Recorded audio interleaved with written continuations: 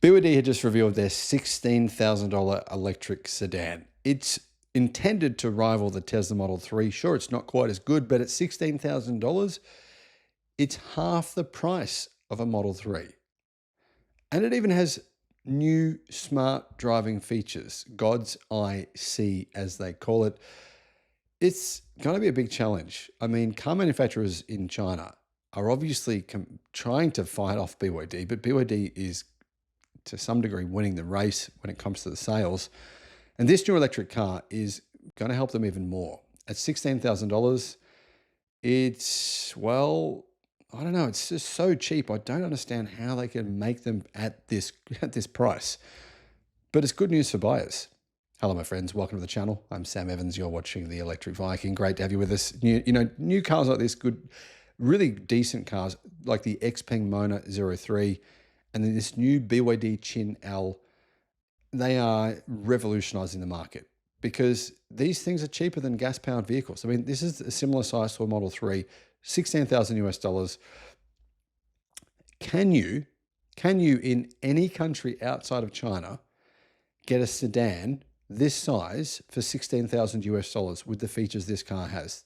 The answer is no, you cannot. There is not a single country in the world outside of China where you can buy a vehicle like this for $16,000, whether it's gas-powered, diesel-powered, battery-powered, hybrid-powered. And this revolution that we're seeing in China is pretty scary for the rest of the world, but in some ways it's great. It is, though, one of the reasons why I see Australia's car market being taken over completely or nearly completely by China. Remember, Australia has no tariffs on Chinese vehicles, nothing.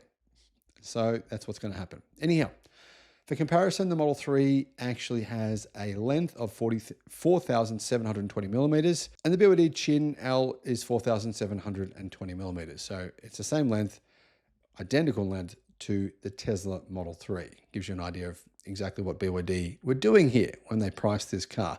Now, speaking of pricing, yeah, it starts at $16,000 US. For that entry-level version, you do get a smaller battery. It's a 46 kilowatt hour Blade battery. It's not the new Blade battery. It's the existing generation version. But still, it has a range of 470 kilometers CLTC, so probably around 360 kilometers WLTP. But you can pay a couple of thousand more, get a bigger battery pack. It's a 56.7 kilowatt hour battery that gives it a range of around 450 kilometers WLTP. So for $18,000 US, a car like that seems to me to be really good. Now the question is, which car, for me, this is the question anyway, which car would I buy if I was going to get one of these really incredibly affordable electric cars? Would it be the Xpeng Mona? Would it be something like, Geely have a new electric sedan and SUV that are priced in this price range? But then you've got, like I said, other models that are really affordable as well, coming from a variety of different manufacturers. It's kind of confusing now. Which car do you get, right? So power, it's actually rear-wheel drive, 110 kilowatt, 220 newton meters. That's the base model. Pay that extra $1,000 or $2,000, $1,000 or $2,000, and you get 160 kilowatt and 330 newton meters. Meaning you can do about, well, it doesn't say. It says 3.1 seconds, 0 to 50 kilometers an hour as per CNF post. So I would guess around 6.5 seconds to get from 0 to 100 kilometers an hour. Charging speed. It's not a particularly fast charging car. It's not too bad though. It can go from 30% to 80% in 24 minutes. So probably 20% to 80% in around 30 minutes. Charging speed is actually pretty similar to the Tesla Model 3 standard range. So what does it get? What do you get for your money? Well, you get free. BYD say it's not free because you're paying for it, but you still get with the base model for $16,000 BYD's new God's Eye C smart driving system, which is not amazing, but it's a really good feature to get at this price level. The smart driving solution is called DiPilot 100, and the hardware includes 12 cameras, 5mm wave radars, and 12 ultrasonic radars.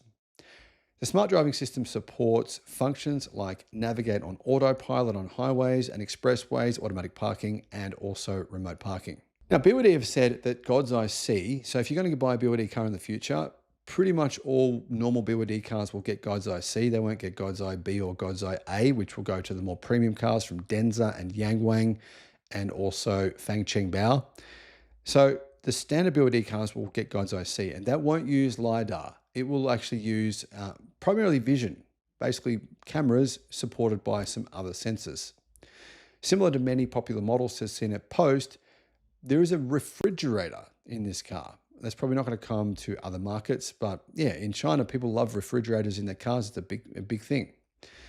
Apparently, it can keep your food cool to -6 degrees Celsius, in other words, frozen, or hot up to 50 degrees Celsius. So that's pretty rad. Now, I should point out one of the best-selling cars in China right now is the Xpeng Mona M03. And I believe they delivered 15,300 units of those last month, which is amazing considering that's February. So far this year, Xpeng has delivered 30,500. I'm going to guess after the month of March, they probably would have delivered around 50,000 of these. So it's one of the best-selling cars in all of China, and it's a clear rival for this. I'd say the Mona M03 is a little bit better. One of the reasons that I prefer it is the hatchback. It's got a bigger boot space, more practical, really just more practical shaped car. And that car is really helping support Xpeng's huge growth in sales. In fact, Xpeng delivered around 30,500 cars. So you can see 50% of all their sales came from that one model, the Xpeng Mona M03. It's been a massive success for them. Clearly, BYD are hoping to rival that success with this new model.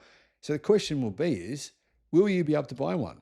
And I think that's probably most important, right? Well, the Xpeng Mona M03 is coming to right-hand drive markets, and I'm hoping to be able to test drive one for you really soon. I've been told that might be happening. So that's going to be an option for you. Hope I'm not getting too much trouble here by admitting to telling you guys this information, but it's going to be coming. So this is a car you really want to strongly consider. If you don't like Tesla, wait for one of these. And it should be priced around the price of the BYD Seal, possibly a little lower, I'm hearing. So amazing value for money. Is the BYD Chin coming to right-hand drive markets? No. As far as I know, it's not going to be made in right-hand drive. There's no intention at this point in time for BYD to do that. BYD do have some other models, though, of course, a range of models already on the market. How does this vehicle compare to the BYD Seal? It's more of a budget version of the Seal. So it's a very similar size to the BYD Seal, just more of a budget version of that car, kind of a stripped back version of the Seal. As you can see, with a bit less range as well. So guys, let me know your thoughts. But either way, the truth is that EVs are no more expensive now than internal combustion cars. And that's not just in China. I mean, it's happening here in Australia as well. Geely's new EX5, that's $40,000. A similar car to that is the Toyota RAV4, and that's about the same price. If you actually look at them spec for spec, the RAV4 is a little bit more expensive than the Geely EX5.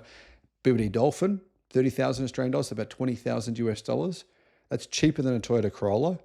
So EVs are coming down to be on parity with internal combustion, or even cheaper. And one of the reasons for that happening is BYD. It is companies like BYD and Xpeng, and I've got to say, I'm happy for this. I think this is great news because the more internal combustion cars we get off the roads, the more people realize how good value EVs are, the more money they can save, and the faster we can improve the planet. What are your thoughts?